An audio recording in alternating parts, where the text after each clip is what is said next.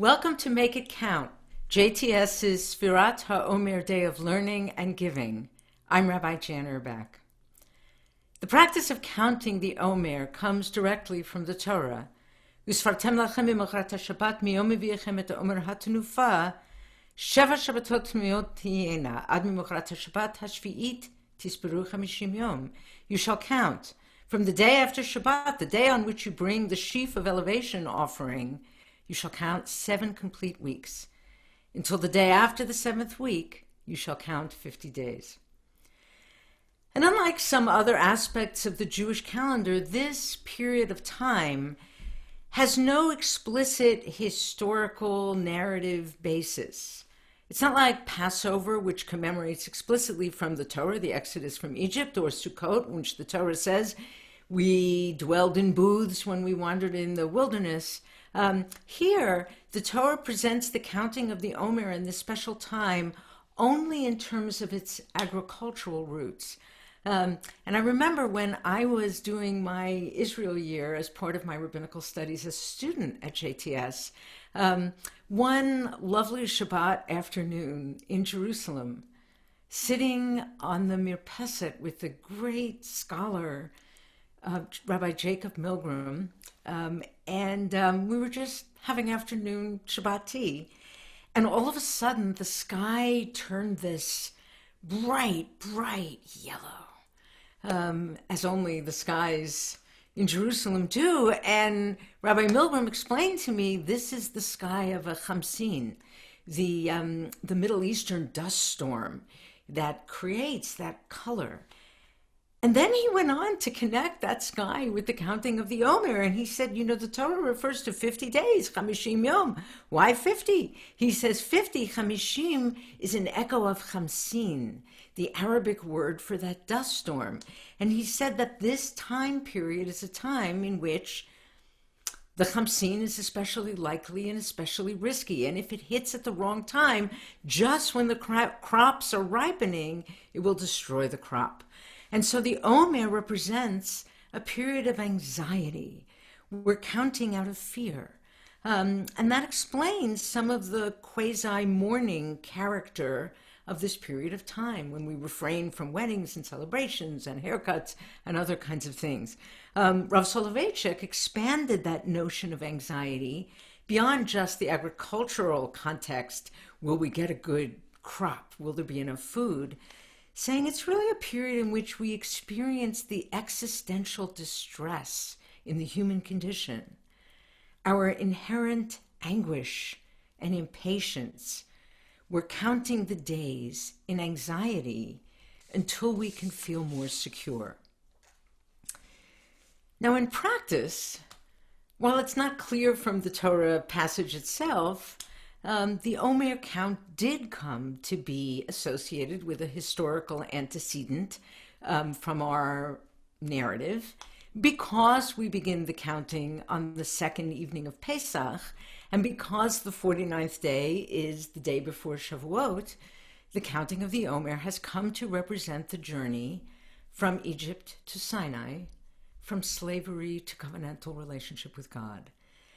And that, of course, comes with its own set of anticipations and anxiety. It's a forward-looking count, anticipating the giving of Torah with excitement, the way a child counts the days to a birthday. And the anxiety, will we be ready? And it's a backward-looking count, too. How far we have come from Egypt. How much has changed. With joy and a little anxiety. Where are we going? And it's no accident that we're here today on the 25th day of the count, the exact midpoint in the journey, halfway from Egypt to Sinai. Now, from this historical perspective, the number 50 also has specific resonance, but a different resonance. And indeed, in the Jewish imagination, 50 is a symbolic number symbolizing completion. So we say, for example, that there are 50 gates of wisdom and understanding, 50 levels of understanding through which we might acquire, pass through to acquire. Moses, the tradition says, passed through 49 of the gates. The 50th was inaccessible even to him. Also, we say there are 50 levels of holiness, 50 levels of ritual impurity, tumah, and 50 levels of ritual purity, tahara. For this reason, the time of the counting of the Omer came to be associated with a period of tshuva, of repentance, of personal work and change, much like the period leading up to the High Holy Days.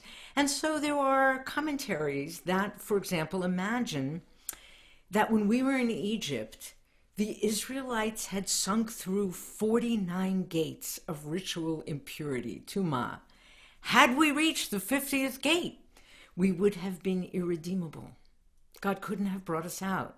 And so God rushed in and brought us out early. If you do the math of the story in the Torah, you'll see that we were actually in Egypt as slaves for far shorter a time than the 400 years of slavery which God foretold to Abraham. So God redeemed us early, because had we gone one more step, it would have been impossible. And now each year we need to pass through 49 gates of purification, of Tahara, to be ready to receive Torah at Sinai. In the mystical tradition, the 49 days of the Omer came to be associated with what's called the 7 lower Sefirot. For those unfamiliar with the mystical tradition, I like to think of these Sefirot, which, by the way, comes from the same root as Sefirat HaOmer, the counting. Here they mean something different. I think of them as vessels through which the divine light is refracted into the world, ways that we experience God, and ways that we are meant to emulate. And there are 7 lower Sefirot. The 7 are Chesed. I'm translating very loosely, roughly here. Each one is associated with a whole cluster of meanings, but for our purposes, Chesed, loving kindness, the unbounded flow of compassion and love from God. Gevurah or Din, boundaries, discipline, law.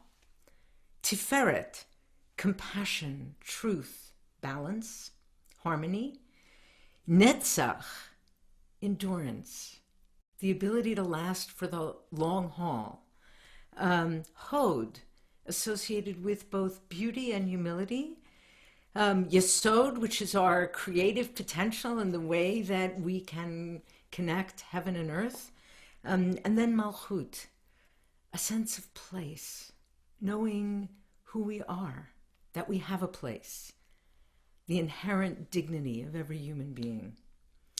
So each of these 7 divine Sefirot are associated with aspects of our character, and during the Omer, each of the 7 weeks corresponds to one particular of these aspects, these Sefirot, and then each day within that week, each of the 49 days is associated with a specific combination of 2 of the Sefirot. There are 7 attributes, 7 times 7, 49.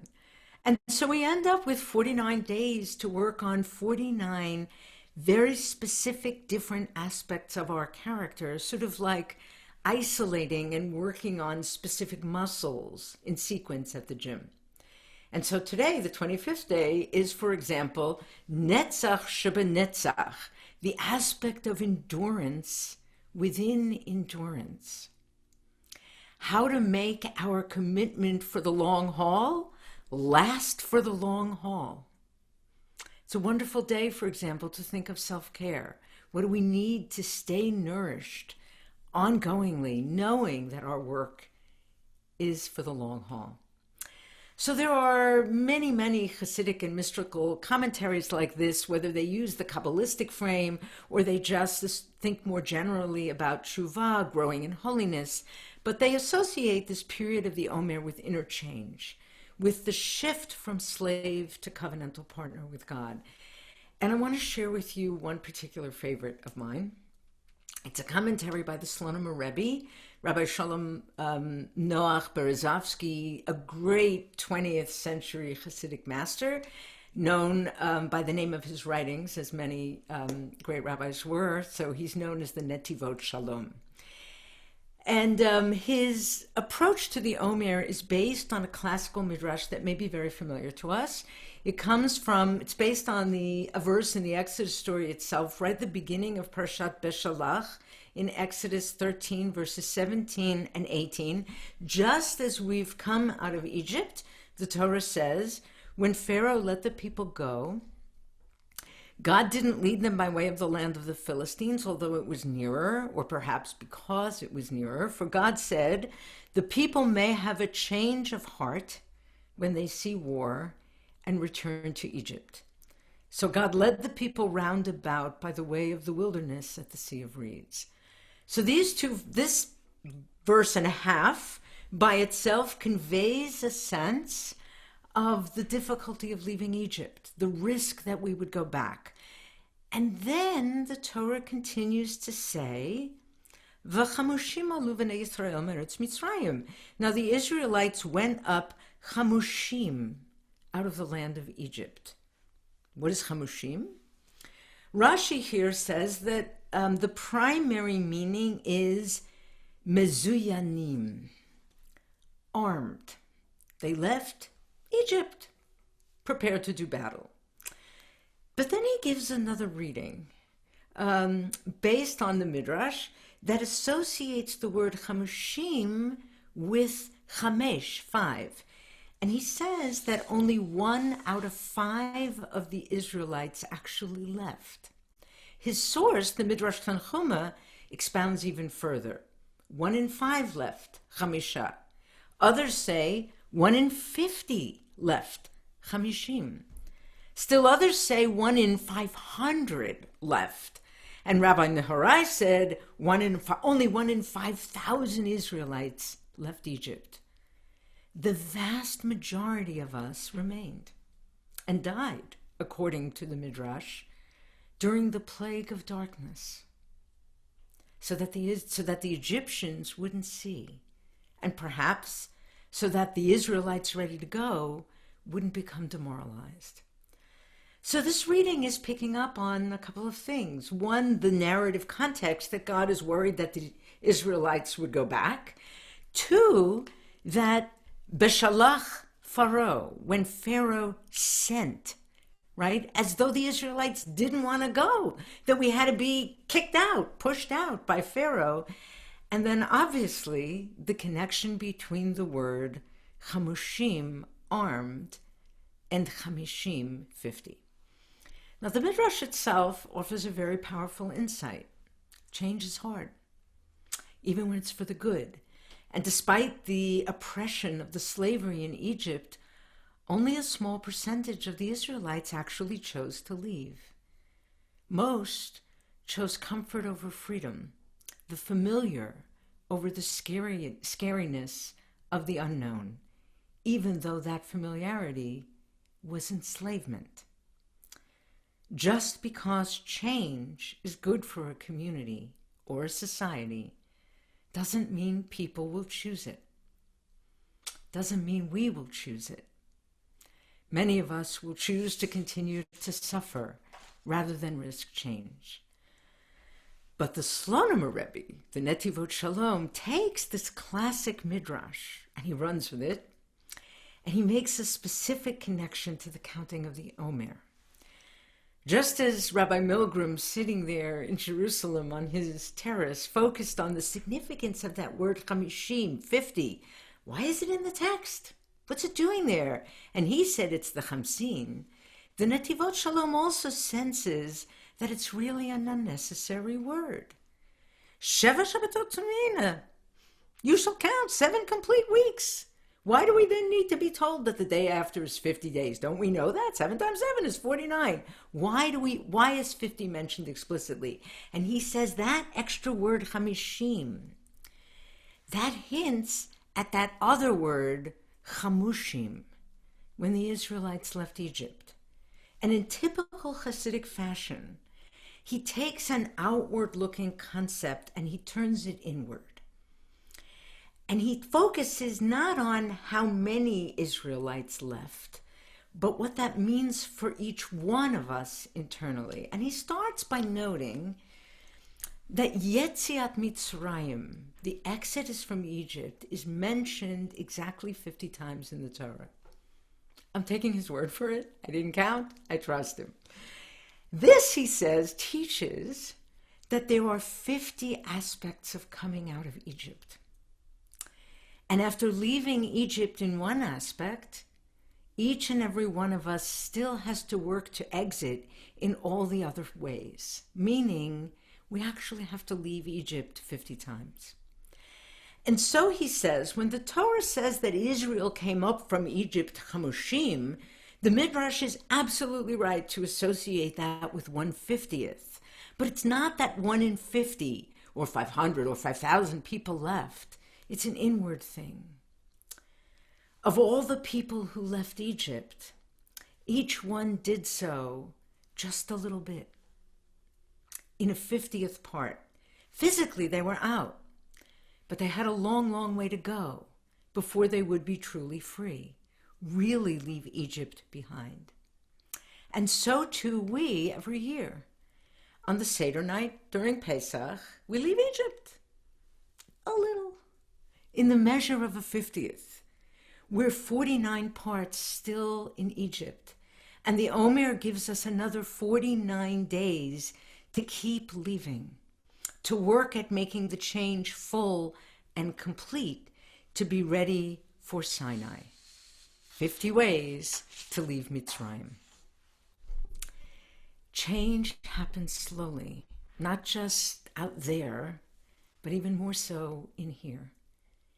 Even when we want to change, even when, especially when, what we're trying to change has kept us in a narrow place, limited, enslaved, stuck.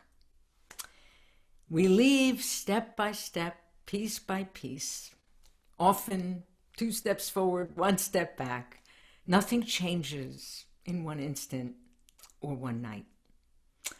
And I want to add a little drash on the Slonemer's drash.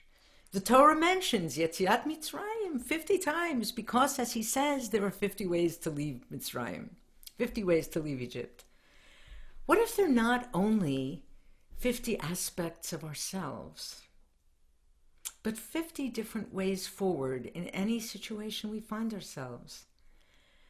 When we need to make personal or societal change, it's so easy to get locked into thinking that there's only one path. And if that path proves too difficult or blocked, we can get demoralized. Sefirat HaOmer, the counting of the Omer, is also an opportunity to remember that there are always other paths, 50 ways to leave Mitzrayim, not only one. And it's our chance to explore them, one by one, a different one each day. Like being a spiritual explorer, adventurer, investigating new avenues, new ways of being, new techniques for growth. And I want to offer this particularly today, on the 25th day of the Omer, Netzach Shebenetzach, when we need to think about how to stay resilient for the long haul. What keeps our resilience? What keeps our commitment to the path going over time? One way to do that is by the creativity of multiple paths. That creative third way, when this way is blocked and that way is blocked, and together we come up with new ways of being. So one last bit of numerical play from the Slonemer, the Netivot Shalom, before I leave you. In his commentary on the Omer, he recalls Pirkei Avot, chapter 2:13, in which Rabbi Yochanan ben Zakkai posed a question to his 5 disciples. What is the right way of living to which a person should cleave? 5 disciples, 5 answers. Rabbi Eliezer, the ayin tova, a good or a generous eye, seeing everyone in the best light. Rabbi Yehoshua answered, a chaver tov. You need to have a good companion, a good study partner, someone who will help you learn. Rabbi Yosef says, a shachen tov, a good or a generous neighbor. Be careful who you live among. It'll influence you. Rabbi Shimon says, Haroeh et hanolad, people who have the ability to see what the future will bring, right? To predict and anticipate and plan. But Rabbi Elazar says, a lev tov, a good heart, a generous heart. And Rabbi Yochanan ben Zakkai responded, I prefer the answer of Rabbi Elazar, this last one, the lev tov, because it includes all the others.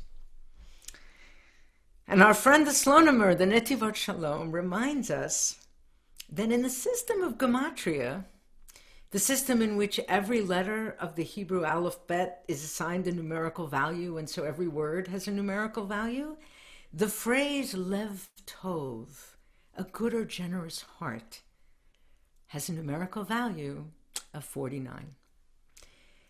That's what we're aiming for in the counting of the Omer. We're working on our hearts. We're working to expand our hearts to be more open, more generous, a little better. And that, he says, is the real preparation for Sinai, the groundwork that enables us to receive and live Torah.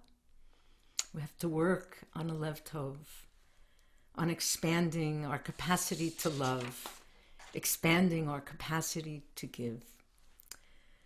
So from the bottom of my heart, I want to thank all of you who give to and support JTS in countless ways.